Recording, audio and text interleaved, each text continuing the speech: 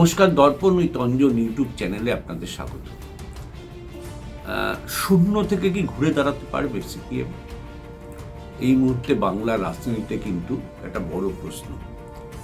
CPM এর মতন সংগঠিত দল, ডিসিপ্লিন দল, কেন তাদের এই দশা হলো 2019, 2021 এবং এই 34 বছর শাসন ক্ষমতায় থাকার পরও ধীরে ধীরে ধীরে ধীরে আসন এসে একেবারে শূন্যতে নেমে গেল। কেন এরকম হলো? সিপিএম এর রাজ্য সম্মেলন চলছে, সেই রাজ্য সম্মেলনে নিয়ে বিস্তারিত আলোচনা হচ্ছে। পার্টির নিয়ম অনুসারে যে একদম নিচু স্তর থেকে সম্মেলন হতে হতে রাজ্য সম্মেলন পরবর্তী ক্ষেত্রে পার্টি কংগ্রেসে গিয়ে শেষ হয়। 4 বছর অন্তরই প্রক্রিয়া সিপিএম এর মধ্যে আছে। কিন্তু পশ্চিমবঙ্গের ক্ষেত্রে এখন সবচেয়ে বেশি গুরুত্বপূর্ণ, আদৌ কি সিপিএম এর হাত ধরে বামেরা ঘুরে দাঁড়াতে পারবে? 34 বছর শাসন ক্ষমতায় থাকার পর সিপিএম যে ধরনের সরকার চালিয়ে যে সব ধরনের পরিষেবা দিয়েছে বা পরিষেবার ক্ষেত্রে যে সমালোচনা হয়েছে, সিপিএম পার্টি নেতাদের সম্পর্কে বিভিন্ন বক্তব্য এসছে, কিন্তু তারাই এখন ভাবছে যে 2011-র পর এ রাজ্যে মমতার সরকার বা তৃণমূলের সরকার আসার পর তারা কি ধরনের চরিত্র দেখছেন। সর্বত্র দুর্নীতি, টাকা ছাড়া চাকরি নেই, গোটা রাজ্যের আইন শৃঙ্খলা শেষ হয়ে গেছে এবং হুড় করে আরএসএস ঢুকে পড়ছে পশ্চিমবঙ্গে এবং মেরুকরণ, ধর্মীয় মেরুকরণ রাজনীতির কার্যত প্রকৃত একটা পৃথস্থান তৈরি করে দিচ্ছে মমতা, যে হয় হিন্দু আর অন্যদিকে অহিন্দু, এরকম একটা বাইনারি সেট করতে চাইছে এবং খুব সুকৌশলে আরএসএস এই কাজটা মমতা ব্যানার্জিকে দিয়ে করাচ্ছে। 2011 সালের আগে আরএসএস এর এই রাজ্যে কার্যত সেরকম কিছু শাখা, এত শাখা সংগঠন ছিলই না, কিন্তু এখন তাদের প্রায় 5 গুণ শাখা সংগঠন বেড়ে গেছে। ফলে আরএসএস একটা জায়গায় দাঁড়িয়ে গেছে এই রাজ্যে এবং সত্যি এবছরের নির্বাচন মানে 2026-এর বিধানসভা নির্বাচন, আরএসএস এর একটা বিরাট ভূমিকা থাকবে এই রাজ্যে নির্বাচন পরিচালনা করার ক্ষেত্রে, যেটা 2021-এ ছিল না। ফলে স্বাভাবিকভাবে সেই একই বিষয়টা আসবে, হিন্দুত্ব এবং অহিন্দুত্ব, ধর্ম ধর্ম ধর্ম। এটাই কি বাঙালি? বাংলার সংস্কৃতি, বাংলার কালচার, বাংলার শিক্ষা, বাংলার যে প্রতিবাদী চেহারা, সে কি হারিয়ে গেল? ধর্মই বাংলার জায়গা করে নেবে? বহু মানুষের মধ্যে এই প্রশ্নগুলো ধীরে ধীরে ধীরে ধীরে উঠতে শুরু করেছে। যেভাবে দুর্নীতি কার্যত গোটা রাজ্যকে গ্রাস করে ফেলেছে, আইন শৃঙ্খলা যেভাবে দিনের পর দিন মানে নিচে নেমে যাচ্ছে, অত্যন্ত খারাপ হয়ে গেছে, যেভাবে সরকারি পরিষেবা, সরকারি কর্মচারীদের ডিএ না দিয়ে পুজো কমিটি, মসজিদ কমিটি, হেনা কমিটি, টানা কমিটিকে ঢালাও সরকার টাকা দিয়ে যাচ্ছে, এগুলো কি মানে বাস্তবসম্মত? একটা সরকার তো দিশা দেখাবে, সে রাজ্যের মানুষকে দিশা দেখাবে, সে রাজ্যের ছাত্র যুব যারা আছেন তাদেরকে আগামী দিনের শিক্ষা এবং পাশাপাশি চাকরির দিশা দেখাবেন, সেটা কোথায়?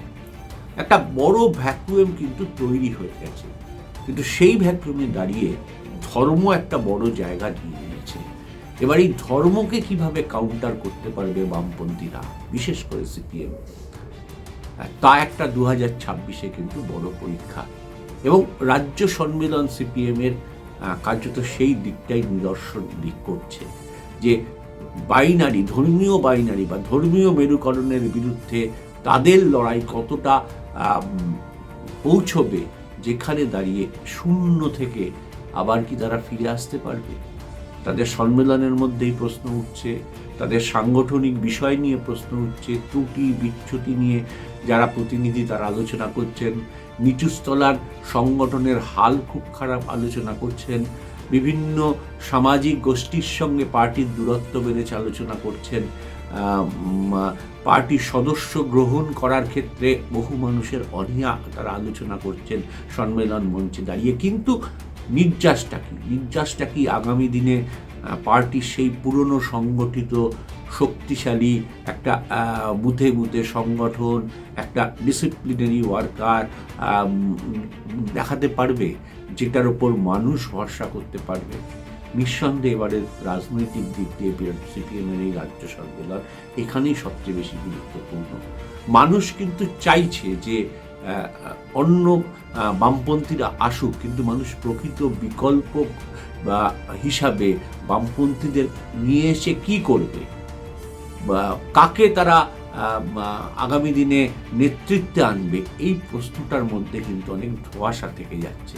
সেই জায়গায় দাঁড়িয়ে তৃণমূল অনেক অ্যাডভান্টেজ, সেই জায়গায় দাঁড়িয়ে বিজেপিও কিছুটা অ্যাডভান্টেজ।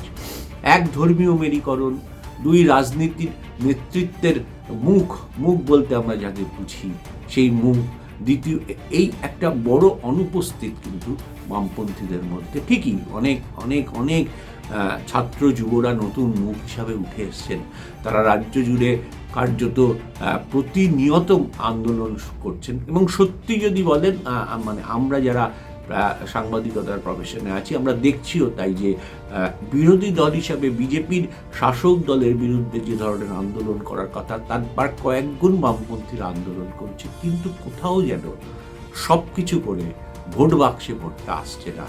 তার একটা বড় কারণ হচ্ছে, এক, মানুষের বিশ্বাস, দুই, নিচু তলার সংগঠন, ইলেকশন পরিচালনা করার সংগঠন, বুথে দাঁড়িয়ে ইলেকশনের দিন ভোটটা করানোর সংগঠন, মানুষকে নিয়ে এসে ভোট দেওয়ার সংগঠন, যে প্ল্যানিং করা উচিত সেটাই ভীষণ ঘাটতি রয়েছে, বা এই মুহূর্তে দাঁড়িয়ে কার্যত নেই। এবং সেই জায়গায় শাসক দল অনেক বেশি অ্যাডভান্টেজে পৌঁছে গেছে। তারা ভোটার তালিকা থেকে শুরু করে পুরোটা মনিটরিং করছে কর্পোরেট সংস্থাকে দিয়ে, ফলে তারা অনেক অ্যাডভান্টেজে পৌঁছে যাচ্ছে। ফলে এই সবটা মিলিয়ে পারবেন কি বামপন্থীরা শাসকের একদিকে শাসক দলের এই মেশিনারির বিরুদ্ধে লড়াই করা, পুলিশ প্রশাসন নিয়ে শাসক দলের যে মেশিনারি তার বিরুদ্ধে লড়াই করা, এবং অন্যদিকে ধর্মীয় মেরুকরণ রাজনীতি? ধর্ম এমন একটা জিনিস যা খুব সহজে মানুষকে আকৃষ্ট করে ফেলে। সেই ধর্মীয় মেরুকরণ রাজনীতির বিজেপির যে তত্ত্ব, আরএসএস এবার হচ্ছে মূল দায়িত্বে তাদের দলের পক্ষ থেকে রাজ্যে। ফলে বুঝতেই পারছেন 26-এর ভোট ধর্মময় হয়ে যাবে। ফলে এই জায়গায় দাঁড়িয়ে একদিকে শাসক দল, একদিকে প্রধান বিরোধী দল, এই দুটোকে ছাপিয়ে মানুষের কাছে কতটা পৌঁছতে পারবেন সিপিএম? 2026 কিন্তু বড় প্রশ্ন এই মুহূর্তে। ফলে শূন্য থেকে ঘুরে দাঁড়ানোর যে চেষ্টা এবং রাজ্য সম্মেলন যে দিশা দেখাবে, সেই দিশায় কতটা সিপিএম আর এক বছরের মধ্যে নিজেকে তৈরি করে নিচু স্তলার সংগঠনকে রেডি করতে পারবে, এটা কিন্তু একটা বড় প্রশ্ন থেকে গেছে। তবুও বামপন্থী মানুষরা যারা আছেন এখনো, তারা আশা করছেন যে ঘুরে আজ না কাল মানুষের প্রয়োজনেই বামপন্থীদের ফিরিয়ে নিয়ে আসবে।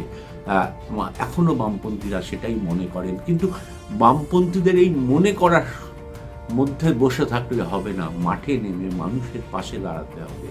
সেইটাই সিপিএমের রাজ্য সম্মেলনে কতটা সফল রূপ পেতে পারে তা অবশ্যই আগামী দিন বোঝাবে। শূন্য থেকে ফিরে আসার যে চেষ্টা সিপিএমের, দেখা যাক কতটা সফল হয় 2026-এর বিধানসভা নির্বাচন। আজকের এপিসোড এইটুকুই, পরের এপিসোডে আসছি অন্য বিষয় নিয়ে। ধন্যবাদ।